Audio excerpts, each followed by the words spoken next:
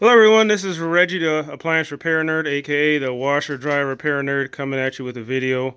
I'm in the shop today, and you guys are hanging out with me. So what we're looking at right now is a Maytag Centennial dryer, made by Whirlpool.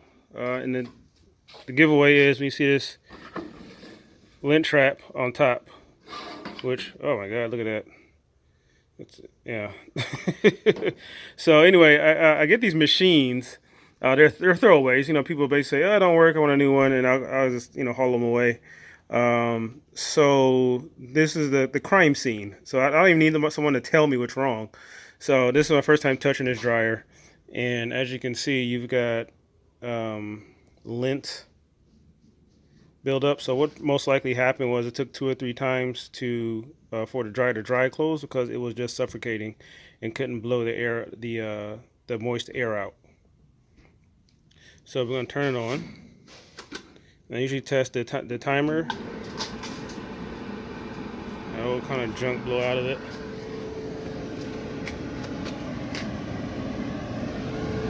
It gets nice and hot.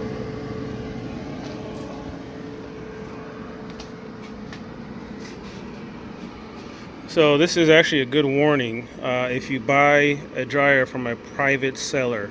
Private seller being defined as a person that owned it and just wanted to get rid of it. And usually they say, oh, we were just upgrading, or somebody gave us one, which is true sometimes. And sometimes you get little things like this that they don't tell you about.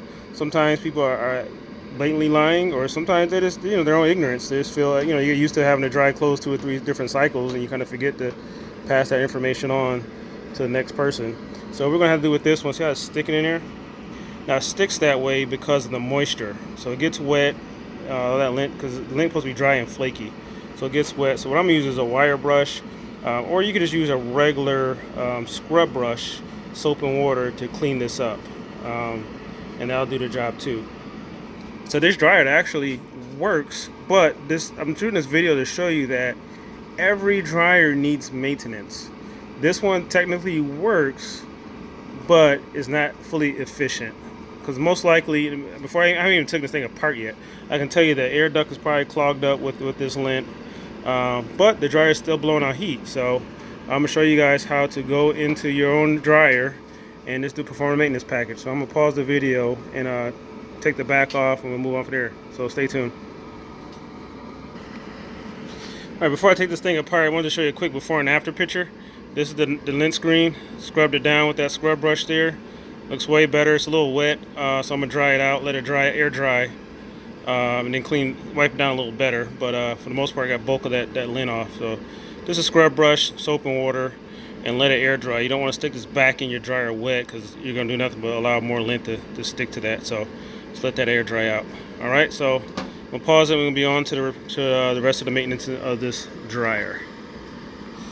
So what we're going to do from here is, in order to take this thing apart, we're going to take these screws off. That's the air duct. As you see, the timer has moved, so the timer works good. And then we're going to obviously unplug it. Let's do that first. So first off, you turn the dryer off.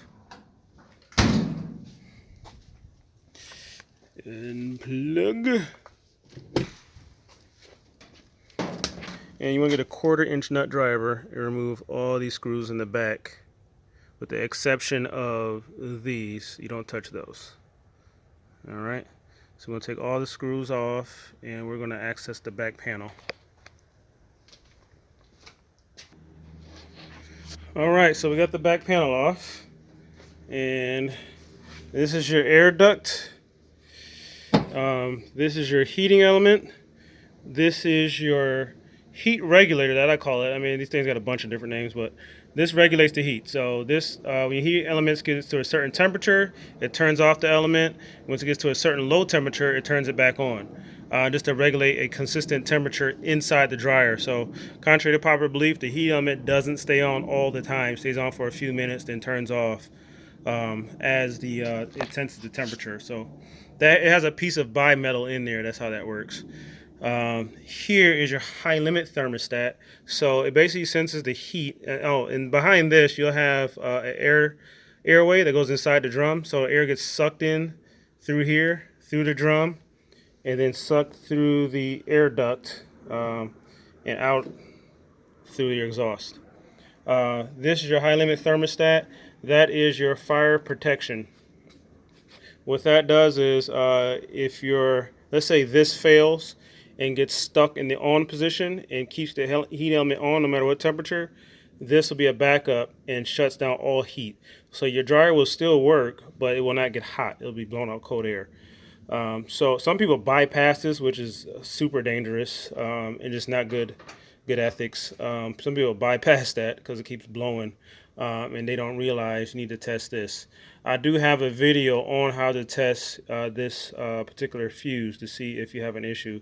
So check on my channel, the Appliance Repair Nerd, Washer Dryer Repair Nerd, and check out that video. Also, you have this goes into your elements. So, all right. Oh, and this is another high limit thermostat, which if your air ducts overheat, this shuts everything down.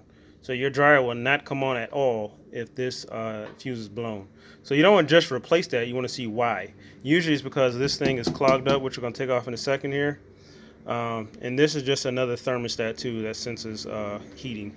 So all this stuff, and this is, in my business, I do appliance restoration and reselling, and the market is flooded with dryers, way more than washers. I would say 4-to-1 dryers over washers, because there's so many redundancies to prevent fires. So usually when you hear about a house catching fire because of the dryer, I bet if you dug in there, one of these fuses were bypassed, or just a blatant, super blatant overlooked issue with the air ducts. So we're taking a 1/4 inch nut dryer. I'm sorry, I'm doing this with one hand. Again, I'm a one-take wonder.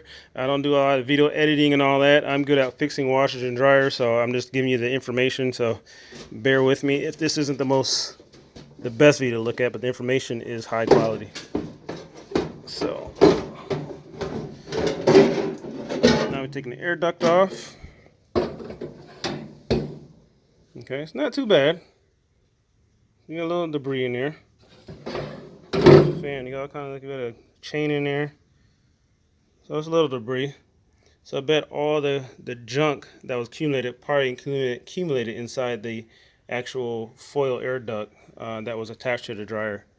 So I'm just gonna clean this out, reattach it, and clean it up, post it for sale. Any questions, feel free to contact me below, and also go to www.dryertuneup.com to get your dryer tune-up kit. Any questions, feel free to text me below. Thanks.